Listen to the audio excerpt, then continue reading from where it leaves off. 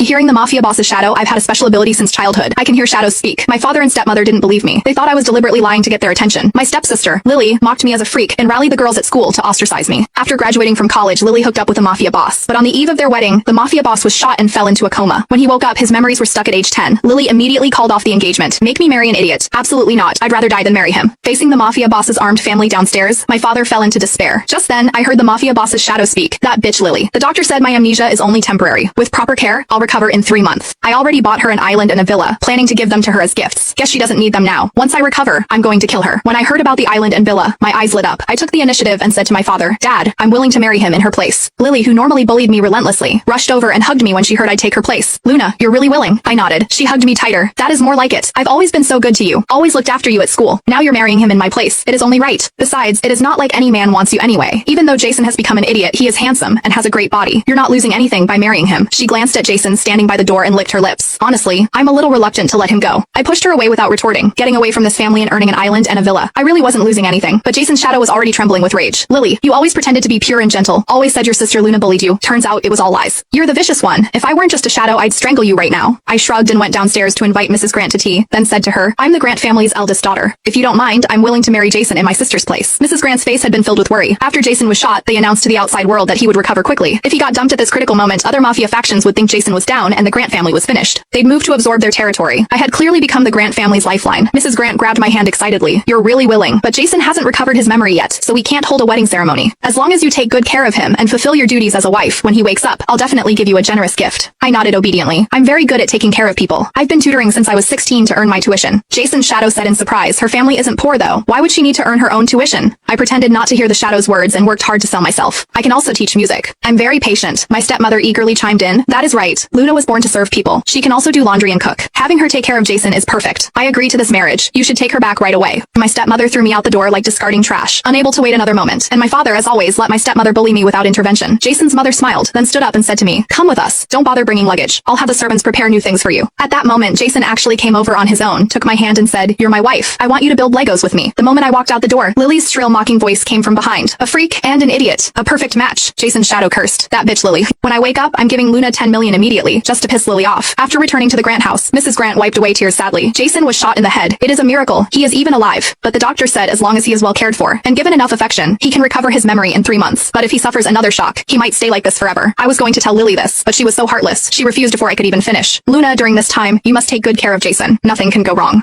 What Mrs. Grant meant was that I needed to stay by his side to help awaken his memories. At the same time, Jason's current condition couldn't be seen by outsiders. She was busy fending off attacks from competitors, so she needed someone trustworthy